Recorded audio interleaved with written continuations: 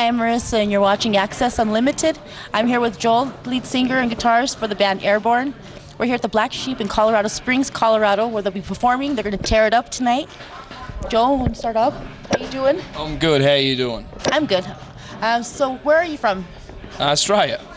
Oh, when did the band start? Like, when did that form? Well, I guess we started maybe about from day one was in Warrnambool in Australia. It was about 6-8 years ago, probably about 8 or 9 years if you count that far back. And then we moved to Melbourne. Eventually, all lived in a house together. We've been living in a house together down there for about 4 years, and we just we stopped renting that house and moved out here, partly because we burned half it down making a promo video for Roadrunner. But and then so we moved out here, and now we're touring here, and then I see. Well, who are some of your influences? Motorhead, AC/DC, Rose Tattoo, Van Halen, Def Leppard, Creedence Clearwater Revival, Van Morrison, Chuck Berry, Robert Johnson. Yeah, there's a whole lot of them there. Oh, how would you describe your music, like the sound of it? Rock and roll. Nice. Nice. Okay, so tell us about your latest CD, your album that you have out, Running Wild. Yeah, I guess it's like the way it sounds, or the way it sounds is rock and roll. How many tracks do you have on there? Oh, well, there's 11. There's 11 tracks. This one goes to 11. Okay, and I know there's some singles. You have 3 singles that's out? Yeah, we've got there's Too Much Down Too Fast, and there's Running Wild, and there's Diamond in the Rough. Okay. And that Too Much Too Young Too Fast, there's a video for that, right? Yeah, there's a video for that, and there's one coming out soon for Running Wild, and there's one out at the moment for Diamond in the Rough as well. So I see that you're signed with Roadrunner Records. Yep. Seems like everything's going good. It's working out for you.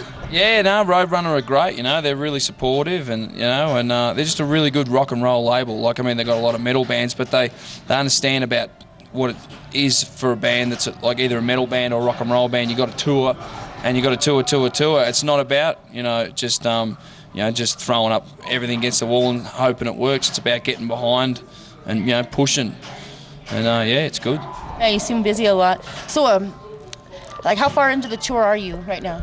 In the US tour, this is about the 5th show in. All right. So, are you excited to get started again tonight? Oh yeah, for sure. Yeah, no, this is good. That's a good venue. It's got a big PA, big room. It's good. Yeah. Nice. So, what's touring like over here than it is over in Australia? There's not too much differences. Everywhere you go, there's a pub with beer and a stage and a few lights and people that want to have a good time. It's good. Nice. So when you're on tour, does that make the band closer? Like, you guys get tighter as a band, or what are the drawbacks from being on tour? Oh, I don't think there's any drawbacks. I think everyone's out there together. Just going around having a good time, and it's a lot of fun. Nice. Okay, you have to tell me. So, what are the most memorable moments you have on the road or on stage? But since as a band, memorable moments. The funny thing is we kind of live day by day, and you kind of forget a lot of things. But the thing is that every time you do a show, at the end of a day, long day, you always get an hour up there in front of people, and you get to play rock and roll, and you see the expressions on people's faces, and that it's right what you're doing, and then you get out and you meet them, and it's just some good people out there that have good stories to tell, and you remember the stories they tell when they seen AC/DC with Bon Scott, like they seen him in their local town 20 years ago, 30 years ago. Like it's amazing some of the stuff you hear and see out there. It's great. Yeah. So what about do you guys get a lot of booby action from the female fans? Oh yeah, here and there. Just thought I'd ask. Now, is it true that your music is featured in some of the video games, like mainstream video games? Yeah. There's Madden, I think, NASCAR, and there's Need for Speed. There's a few of them out there, and it's great. Getting out there to kids are playing away, playing their PSP, and and it gets a song to people where they might not necessarily hear it, and it's good, just and it also helps them when they're shooting people or driving real fast. Hopefully it adrenalises them a bit. Nice. So have you played any of them games to hear your music? Yeah, it's kind of weird at first when you're playing away. And what about the WWE Royal Rumble? One of your songs is a theme song, is it? Yeah, they use that for the Royal Rumble. You stand up for rock and roll for the Royal Rumble, which is kind of pretty fitting because most of the shows you do, the front row, front 10 rows, there's always it kind of looks like a Royal Rumble, which is great,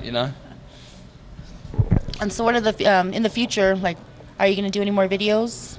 Oh yeah, there's always there's videos and touring and more albums to be made in the future. There's always that stuff going on. So what are you going to do after the tour is over? Are you going to go home and relax, or do you guys just get right back into the studio and start working some more? No, it is, we'll pretty much just keep touring until it's time to do another album, and then do another album, and tour again, I think, yeah. Okay, so do you have any advice for upcoming bands that may feel influenced by you and your music? Just keep playing rock and roll. Nice, well said. Anyway, that about wraps it up. I want to thank you for being on Access Unlimited. Thanks for having me. Yeah, I look forward to watching you jam. Awesome. Tear it up. Will do. I'm Marisa, and thank you for watching Access Unlimited.